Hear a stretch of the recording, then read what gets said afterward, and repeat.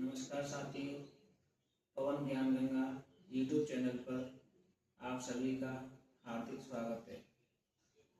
आज हम वर्णमाला की क्लास लेके आए हैं। आज हम वर्णमाला की क्लास को पढ़ेंगे। क्या होता है वर्णमाला? इसका शाब्दिक अर्थ होता है वर्णों की माला।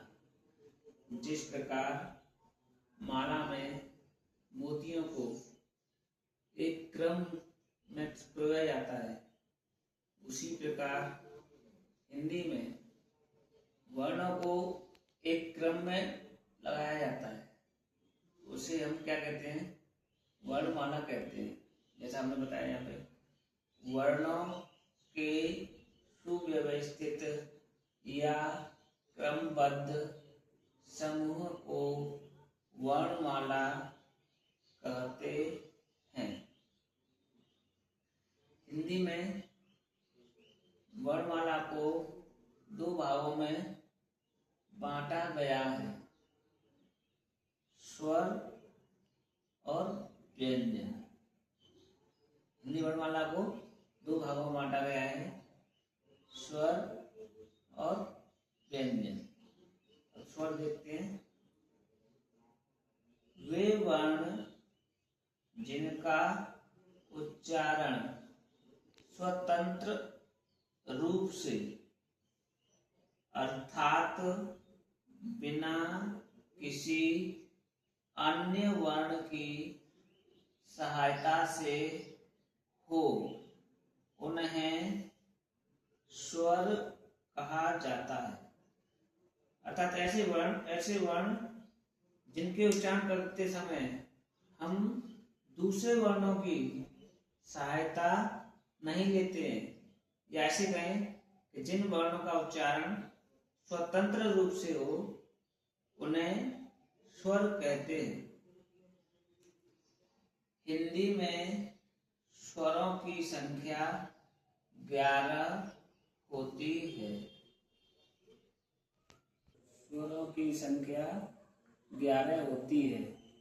अ, आ, इ, ई, उ, रे, ए, ऐ, ओ, औ। आइए स्वरों का वर्गीकरण पढ़ते हैं। नंबर 1 है उच्चारण की अवधि के आधार पर स्वरों के प्रकार। मतलब किसी स्वर का उच्चारण करते हैं तो उसमें कितना समय लगेगा, उसके आधार पर स्वरों को 3 भागों में बांटा गया है। 3 प्रकार के होते हैं। पहला है मूल स्वर, इसी को बोलते हैं ह्रस्व स्वर, इसी को बोलते हैं लघु स्वर, और इसी को बोलते हैं एकमात्रिक स्वर। इनकी संख्या 4 होती है। अ, ई, उ, ऋ। इसी दूसरा नंबर है, इसको बोलते हैं दीर्घ स्वर, संधि स्वर या संयुक्त स्वर। इनकी संख्या 7 होती है। आ, ई, उ, ए, ऐ, ओ, औ। नंबर 3 है प्लुत स्वर। इसको त्रिमात्रिक स्वर भी कहा जाता है। इसके उच्चारण करने में ह्रस्व स्वर या मूल स्वर की अपेक्षा 3 गुना समय लगता है। जितना समय में इसको बोलेंगे उसी समय इतना 3 गुना समय लगेगा। ओ, ऐसे इस चिन्ह के द्वारा इसको दर्शाया जाता है। नंबर 2 है उच्चारण के आधार पर।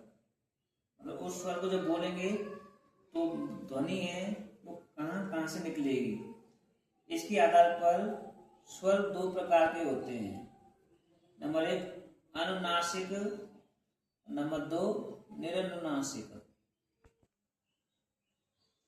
उच्चारण के आधार पर स्वर 2 प्रकार के होते हैं, अनुनासिक और निरनुनासिक।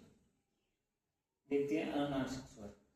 जिन स्वरों के उच्चारण में वायु मुख के साथ साथ नाक से भी बाहर निकलती है, जब उस स्वर को जब बोलेंगे, उसका उच्चारण करेंगे, तो वायु है वो मुख के साथ साथ नाक से भी बाहर निकलेगी, उन्हें कहते हैं अनुनासिक स्वर। इनको लिखेंगे तो इनके ऊपर क्या लगाते हैं, चंद्रबिंदु लगाकर लिखते हैं।